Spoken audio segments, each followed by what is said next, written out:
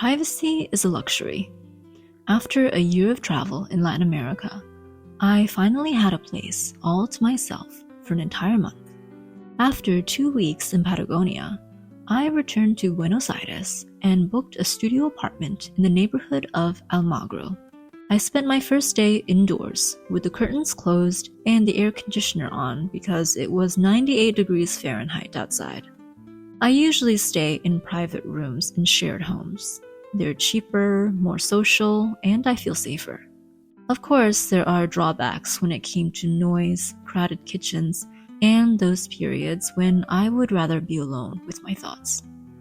My apartment came with a desk, a small kitchen, a TV, and a balcony. I felt a quiet joy every time I opened the refrigerator door, knowing everything inside was mine. 3 colorful paintings hung on the walls. I wondered if the host painted them herself. My balcony overlooked another apartment building. I counted a total of 35 units. Most had outdoor seating. 2 had bicycles. 1 had a set of free weights and a punching bag. Most had laundry hanging on a drying rack. Some evenings, I could hear my next-door neighbor watching TV. He had a cat who I've seen on the balcony where he keeps the litter box. This morning, I heard him taking a shower while listening to rock music. I recognized the lyrics to Psycho Killer. I wondered what he ate for breakfast. I couldn't help but laugh at myself for packing so many sweaters for this trip. I was terrified of being cold since many Latin American countries experience all 4 seasons. Of course, my vanity played a role as well. I assumed I'd live in each country for a few months. My calculations predicted I'd be in Argentina during the winter. In reality, I spent 1 month in Ecuador and 2 months in Peru, so I arrived in Argentina during the height of summer. After unpacking all my warm weather clothes, my suitcase was still more than half full.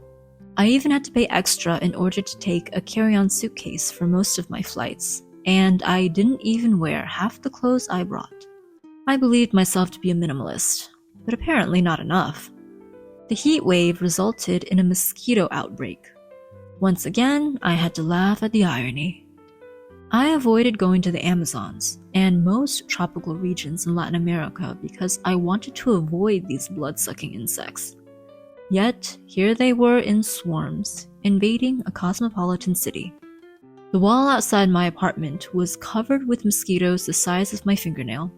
It looked like something out of a horror movie. I went for a walk at 10 a.m. Whenever I stopped at a traffic light, a mosquito would land on me. Sometimes they'd even bite me while I was walking. I went to the park one evening to dance bachata, and the humidity felt like I was in the rainforest. I felt sorry for all the men who asked me to dance because they had to touch my soaking wet shirt. Several mosquitoes bit me through my pants. A wonderful sense of peace settled over me during my first week alone. Each day brought a deep contentment in finally having a place to call my own, even if it was only for a month. I enjoyed even the most mundane tasks like sweeping the floor or washing the dishes.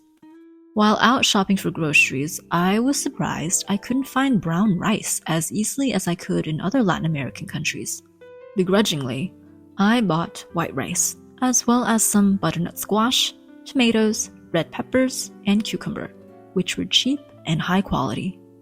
The cashier kept the most expensive items, avocado and ginger, next to him at the counter, which were 5 times the price I was used to paying. Back in Peru, I always started my day with a strong ginger tea. In Argentina, I replaced it with a more affordable lemon. I asked one of my Argentinian friends about this. He explained, imported goods had high tariffs. If the food came from outside Argentina, it would be very expensive. He added, summertime meant more variety for fresh produce. Grocery shopping was depressing during the winter. Buenos Aires had a Chinatown. One day I ventured out to take a look, curious about these specialty supermarkets. I assumed basic Asian ingredients would be expensive, and I was correct. A large bottle of sesame oil was $35. A small bag of dried goji berries was $15, and a kilo of Chinese eggplant was $4. I decided it would be wiser to stick to the more affordable ingredients found in Argentinian supermarkets instead. I took a moto taxi back to my apartment, which cost about $1.50. The next day, I went to the Museum of Decorative Arts and the Museum of Fine Arts because both had free entry. The guard told me to wear my backpack in the front in case of pickpockets. I was quickly adapting my ear to the Argentine accent. I even started speaking Spanish with the appropriate sound, saying calle instead of calle. For lunch, I stopped at a small restaurant and ordered a large bondiola sandwich. It's a simple sandwich made with thick slices of roast pork, slow cooked until tender. My sandwich came with a side of French fries and cost only $5. I mostly stayed inside my apartment to avoid the heat and only went downstairs to pick up my food delivery before retreating back to my air-conditioned sanctuary. I ordered a roast chicken and cooked my own rice and vegetables. However, considering Argentina is known for its beef, I decided to stop eating chicken for the rest of my time in the country. Cows were brought to Argentina in the 16th century by European colonists who introduced new cattle breeds. The vast grasslands were ideal grazing conditions, leading to a booming cattle industry. High-quality beef became a staple food for centuries, and people developed unique grilling techniques. I've never been much of a steak eater, but during my time in Argentina, I had it every other day. My morning oatmeal was always accompanied by peanut butter, cherries, and black coffee. I usually have a snack of cucumbers and red peppers with hummus around noon. I thought I'd do yoga every day like I did back in Peru, but my apartment had slippery ceramic floors that posed a safety hazard, and I didn't want to spend money on a yoga mat that I'd only use for a month. Instead, I did squats, lunges, planks, and crunches while listening to podcasts.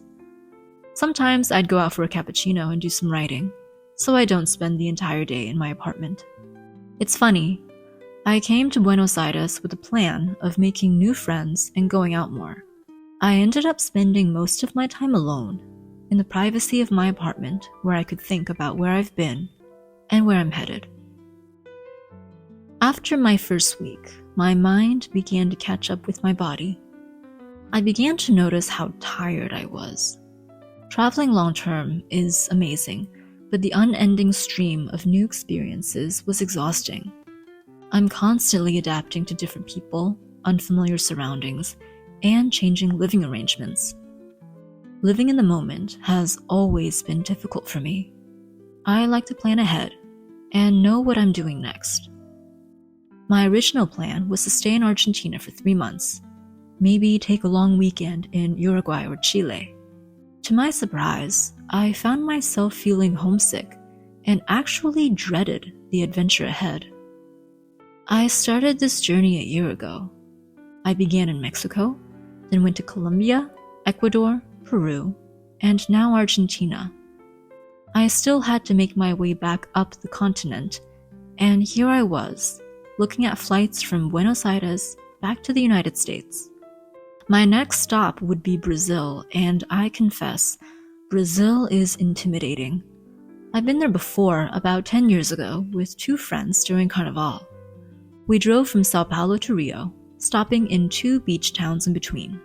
The trip lasted a week, and I had an amazing experience, but this time I was traveling alone. After an entire year of traveling alone, I intended to spend 3 months in Brazil to absorb the culture.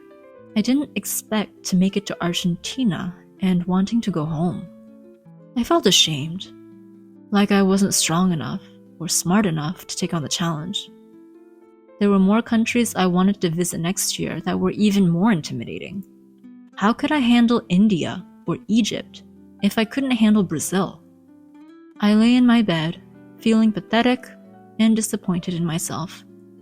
It wasn't the same as my 4 years traveling in Asia, where I had a home base in Vietnam with an apartment, a job, friends, and colleagues. Sometimes I travel for 3 days, sometimes for 2 months.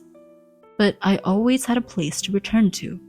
This time in Latin America, I was always going from one unknown to the other, swimming through an ocean of unfamiliarity, slowly but surely depleting my energy and enthusiasm.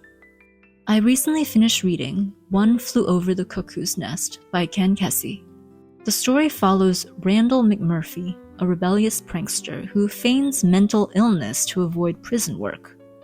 In the sterile environment of a psychiatric ward, he clashes with the controlling nurse Ratched, who enforces conformity through manipulation.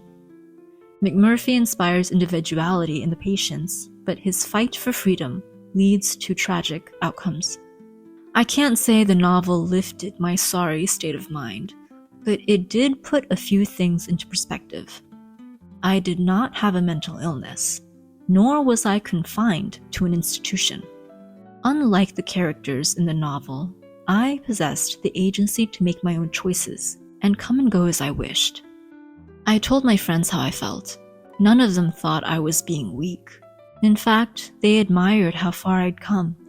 One friend in New York said I wasn't quitting, I was moving on, and it would be odd if traveling for a year didn't make me tired.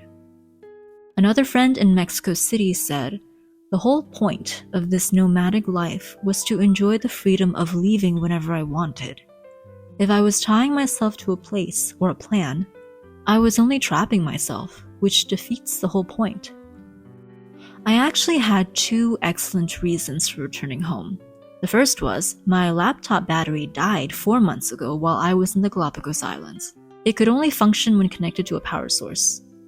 I got this laptop in 2017, and it has served me well.